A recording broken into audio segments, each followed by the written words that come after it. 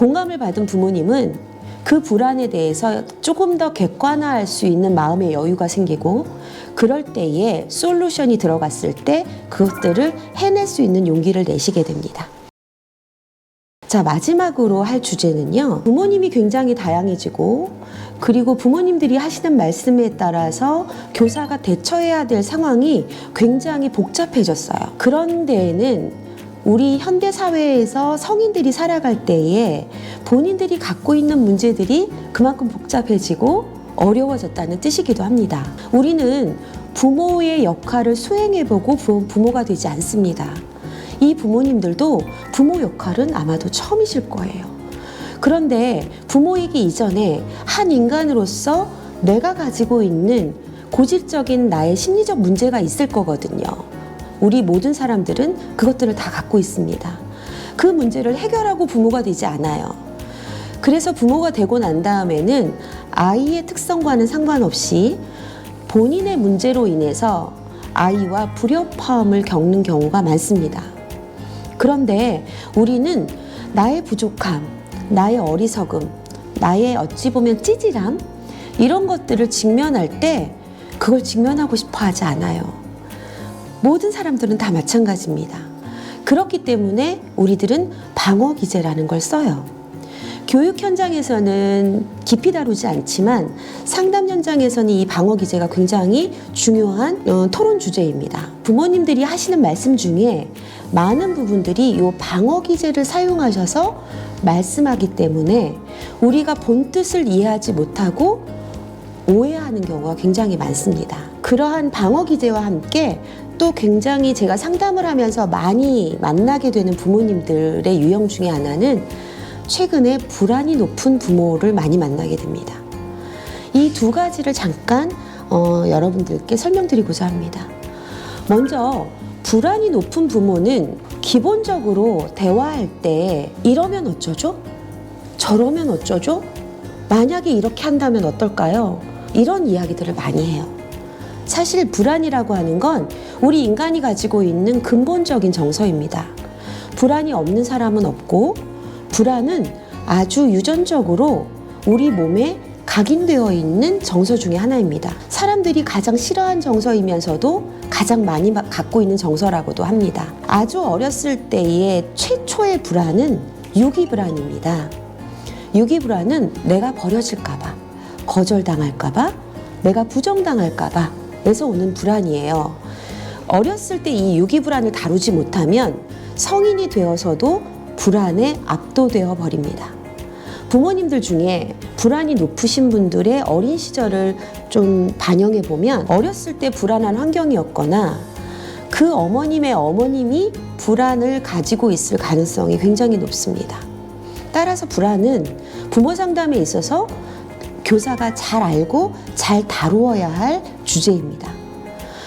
불안한 부모에게 이렇게 하세요, 저렇게 하세요 라는 솔루션을 제공하면 자기가 할 수 없다라는 더 커다란 불안에 휩싸이기 때문에 솔루션이 먼저가 아니라 그 불안에 대한 공감과 이해가 굉장히 중요합니다. 사람은 누구나 그러한 상황에서, 우리 철수가 다른 아이를 때렸을 상황에서 어머님처럼 이 아이가 많이 다쳤을까봐, 또 이 아이가 이 공격성이 다른 아이에게도 일반화될까봐 걱정하는 불안이 앞섭니다. 이건 어머님만 그런 것이 아니라 다른 어머님들도 다 마찬가지예요. 라고 해서 부모님이 갖고 있는 불안을 어머님만이 갖고 있는 특성이 아니라 보편적인 것이다 라는 언급을 함으로 인해서 불안을 일단 조금 낮춰줄 필요가 있습니다. 그리고 어머님이 불안을 느끼는 상황이나 맥락들을 잘 경청하시고 그러한 상황에 대해서 충분히 공감해 드리는 것이 먼저 진행이 되어야 합니다.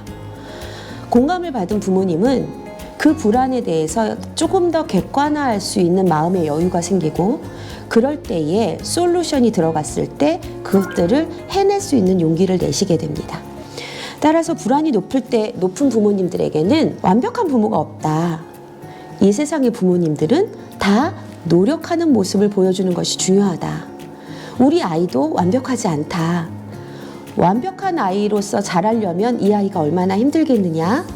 그런데 우리 엄마 아빠도 완벽하지 않은데 되게 노력해.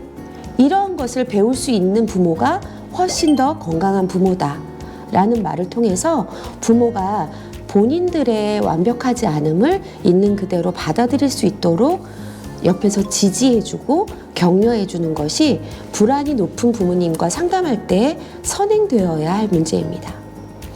두 번째 큰 주제인데 방어 기제예요. 굉장히 여러 가지 방어 기제가 있는데 이거를 이제 유아교육 현장, 보육 현장에서 사용하실 수 있는 언어로 얘기하면 우리 아이는 집에서 안 그런데요? 어린이집에서 뭔가 문제가 있는 거 아닌가요? 이런 것들을 사용하시는 부모님들을 아마 종종 만나게 되실 거예요. 이 방어 기제는 나쁜 것이 아닙니다. 아까도 이야기했지만 직면하기 어려운 우리 인간들은 어쩔 수 없이 생존하기 위해서 방어 기제를 사용합니다.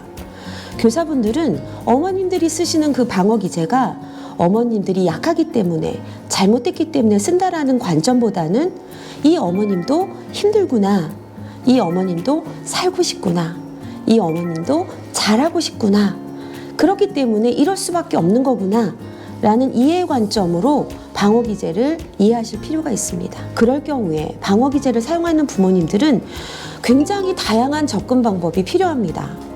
이것을 한마디로 표현할 수는 없지만 그때그때 교사가 이 부모님에 따라서 어떤 때에는 앞에 설명한 질문을 사용해서 객관적인 사실을 서술하면서 본인들의 모순과 오류를 찾아낼 수 있도록 돕고, 어떤 때에는 공감을 해드려서 이 아이에 대해서 힘드신 어머님의 상황에 대해서 수용하는 자세를 보이고, 또 어떤 때에는 적극적인 솔루션을 제공해서 다양한 방법들 중에 한 가지만 사용해 보시면 그것에 대해서 칭찬하는 방법으로 무기력함을 달래주는 방법들도 있고, 이렇게 부모님들이 사용하시는 방어 기제가 무엇인지를 알아채고 그것에 대해서 적절한 대처를 하는 것이 굉장히 중요합니다. 이 방어 기제와 관련된 것들은 아마도 여러분들이 조금 공부를 하셔서 부모님들이 어떤 방법으로 이야기하실 때 이거는 어떤 방어 기제구나, 이걸 알아채시기만 해도 이해 폭이 훨씬 넓어지실 거라고 생각이 듭니다. 자, 지금까지 저희가 부모 상담에 있어서 교사가 가져야 할 태도, 그리고 기법, 그리고 마지막으로 부모님의 유형에 의해서 우리가 대처해야 되는 때 필요한 유의점에 대해서 알아보았습니다. 자, 여러분, 계단을 한번 머릿속에 그려보시겠어요? 계단은 위로 올라갔다가 평지가 있습니다. 다시 두 번째 계단으로 올라가려면 다시 위로 올라갔다가 평지가 있죠. 이걸 우리의 교사의 생활과 맞닿아 보면 교사로서 성장이 불쑥하는 시기가 있어요. 초임 선생님은 아직은 그런 단계는 아닙니다. 초임 선생님은 어떤 단계냐면 평지의 단계라고 볼 수 있어요. 이 평지 단계는 발전도 없고 힘만 들고 무언가 변화가 없는 것처럼 보입니다.